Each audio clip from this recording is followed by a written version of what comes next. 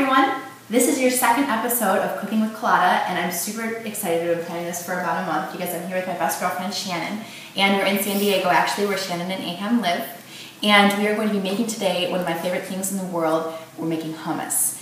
The reason is actually Shannon comes from a multicultural household now because she married a Syrian, and after she did, she learned how to cook a bunch of Middle Eastern food, which I absolutely adore and love. And it's actually very similar to Italian cooking in a lot of ways. They're both, Mediterranean food in general is just full of incredible flavors, spices, and hummus is no exception. The thing about hummus in the store is that it's actually really expensive, and it's also a lot of times filled with preservatives to keep it having a long shelf life. You can make it at home with literally a few simple ingredients, no preservatives whatsoever. So it's a fabulous thing to do, and you can eat it with absolutely anything. So we have our wine. Cheers. Cheers, Danielle. Which is, it's past 2 o'clock in the afternoon, right? We can do that. San Diego time. It's a little later in Detroit. We're good. We're fine. Wine is definitely something that we have to do. We're going to do with friends. Necessity, exactly. So we have the ingredients all in front of us. The first thing that we put in front of you is pita and chips. Traditionally, that's what a lot of people eat hummus with. However, Shannon the other day was making me breakfast, and she made hummus, or put a hummus platter, and made it with cucumbers, tomatoes, carrots. You can dip hummus into anything, which is what I love so much about it. After that, we have, of course, our extra virgin cold-pressed olive oil, which we talked about last time in the last episode. After that, we have our salt and pepper right here.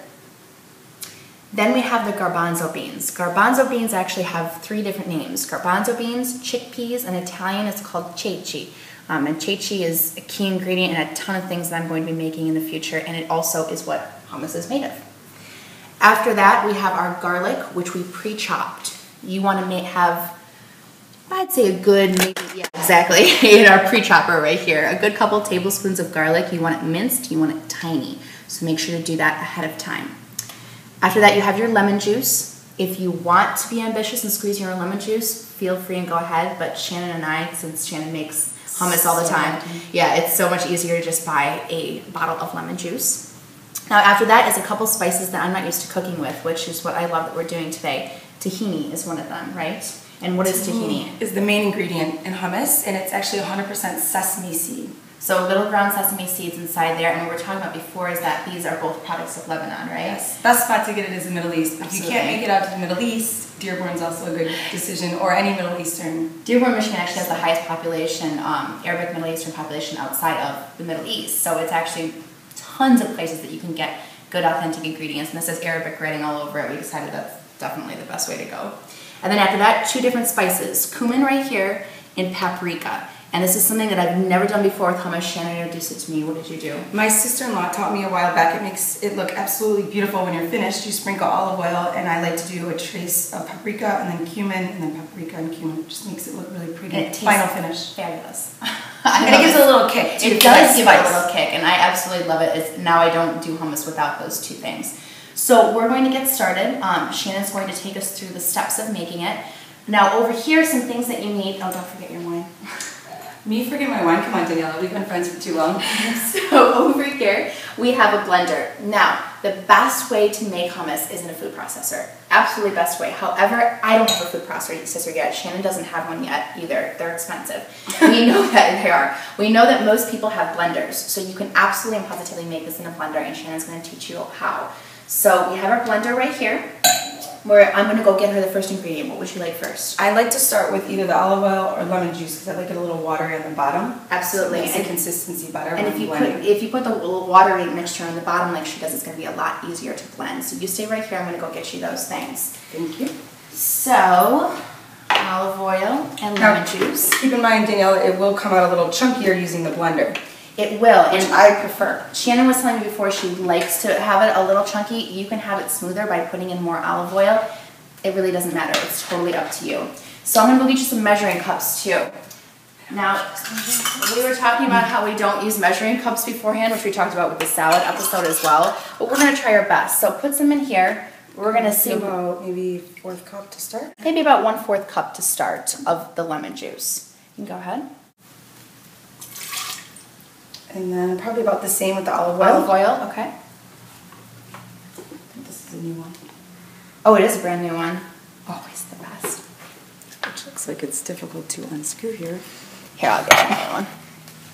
Technical difficulties. Never run out of olive oil in this household either. Never. So. Which is why we have it by the gallon. Exactly. So we'll do probably about the same, about a 1/4 cup of that. Okay. So I'm going to start that in. And then I like to do it in layers, so I will do a little bit of salt and pepper right now. A little bit of salt and pepper. Sprinkle some of that in there. This is great. So we're getting all the liquid ingredients out of the way. It's going to blend so much easier. I like it to blend smoothly. I am big on salt, which is terrible. No, she's so not even stress enough. People don't put enough salt into things and they wonder why it's bland. Sorry, low sodium freaks. Put the salt in. Now pepper I have to watch because not a lot of people like spice. Yeah, and it also, fresh cracked pepper, as we said before, kind of has an extra kick, but since we're blending it, it's okay. So she did about, I would say, maybe 1/4 tablespoon, a little less of salt, a little bit of salt to begin with, because we're going to layer it. We're going to keep adding it. What would you like next? And then we will do a little bit of the chickpeas. Okay. So we have the chickpeas that we opened up beforehand. We started with 2 cans. And I drained out a little bit of the water, but still you want a little bit reserved in there because it has some good flavor to it. And then the garlic, please. Okay. So we have our freshly chopped garlic. And you can see in here, you're having about 2 good tablespoons of garlic. So Shannon's going to start with just putting... I like a lot of garlic. I like a lot of garlic in my hummus too. She's going to start off putting a little bit, probably a 1/4 of a teaspoon, just to start off with. Perfect. And now I'd like to blend a little bit at a time and then add more. So let's start with blending this. And you can blend it to any texture you want. We choose pure.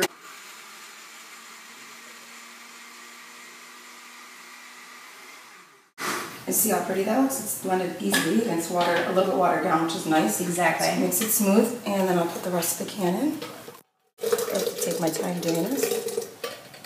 We chose pureed on this. I think it's going to get the best texture out of it. It's going to be nice and thick.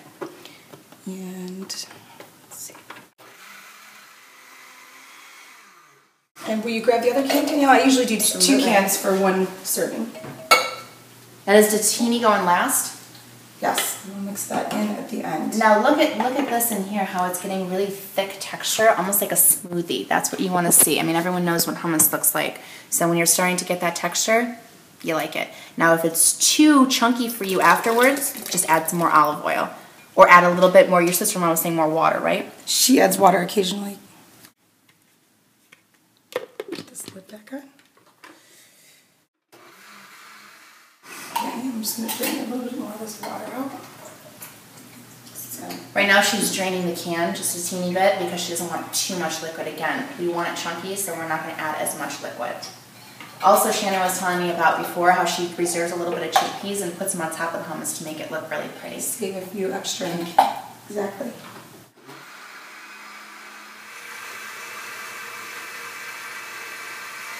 And now grab the tahini, please, Danielle. Okay.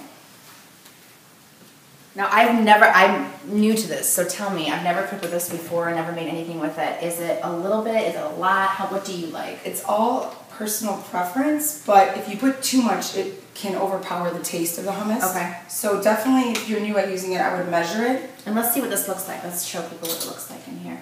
It's thick and thicker on the bottom, and it always has a little bit of an oily coat on top.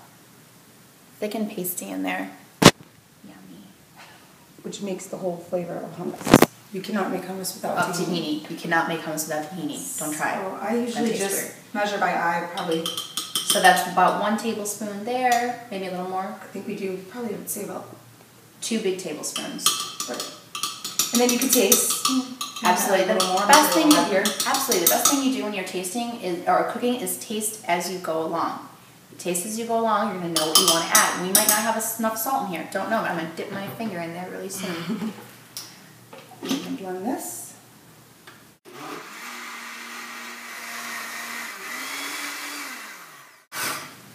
There we go. Now again, in a food processor, this is a completely different experience. But in a blender, it's kind of a fine art. You might have to stir it, do it again. Mix it a little like this just to make sure the chickpeas are blended. And it's it looks so beautiful. Yeah, you want to taste this? I do want to taste it. I'm just going to stick my finger right in there. You go right ahead. That is incredible. I think a little more salt. Yeah, salt? Just a teeny bit more salt. Tell me what you think. It's such a different flavor. It's so fresh tasting. I can't even describe how different it is. It really is awesome. Splash more salt. Splash more salt. So I personally would do a little more tahini. That's my opinion. Let's do more tahini. Hey, this is just your gig, girl. Let's do more tahini. That's the best part about measuring it yourself. Is that you can taste. So she added probably another tablespoon. Exactly. And now we are going to just blend it one last time, and I think with our final touches, Daniela, we should be good.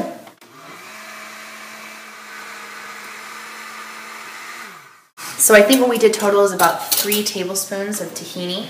To review, we did 1/4 cup of olive oil, 1/4 cup of lemon juice. We did about, I'd say, a good teaspoon of garlic. And I'll write this down afterwards, so don't worry, everyone. And then, of course, we added the chickpeas with it. Salt and pepper, too. I think we are good, Daniela. Okay, this is absolutely fabulous. So I'll hold this. You go right ahead. Yummy. I'm excited. We're going to have this for lunch later. Yes, we are. We're not for lunch right now with our wine. That's right. So we can do the rest of this later. So we're going to put this right here, and Shannon's going to show you how she adds the cumin and paprika on top. My favorite part. And would you like me to get the olive oil for you too? Grab this one. Okay. Perfect. So I like to drizzle lots of olive oil like this, just kind of in a zigzag. You can add more. Sometimes I add a little more to the edges. There we go. And as my beautiful sister-in-law Maya taught me, and my beautiful mother-in-law, I don't want to leave her out from Syria as well, I like to make it look kind of pretty, so I do it every other, kind of like a line. You can do any design you want. It just gives it kind of a pretty finish. Oh my gosh, you're going to take this. And then I do the cumin. Paprika is spicy, so if you don't like spicy, you don't want to do as much of the paprika. And then we do the cumin. Get that out of the cup, beautiful. Doesn't it look beautiful? It's gorgeous. Now I'm going to get a plate over here because, as we said before, you can add whatever you want. We have cucumbers, we have carrots, we have cherry tomatoes. And everything can be arranged beautifully on a nice, gorgeous platter. I'm going to have you get the chips over there, Shannon. And it's so simple, it's so easy to do. At the same time, it's good for parties. Let's see if I can get these tomatoes open. Never mind, look at that. Of course, authentic pita is a good way to go. Yeah, you should go to the Middle East to get that pita. Right. Okay. Perfect. So you have a vegetable plate. You can take a few chips. You can take a few pita. Put it right like this. And there you go. Breakfast, lunch, dinner, parties. Doesn't matter. Absolutely gorgeous. Wait, hold on. We need one more thing. Gorgeous, just like you did, Ellen. Thank you, honey. All right. Love you to pieces. Cheers. Mwah. Thank you so much. Yay. How's that wine, Daniela? All right. We're going to taste it. Sample. Yep. I want your opinion. Hold on. I'm a regular with this. You like the paprika because I know you like spice, Daniela.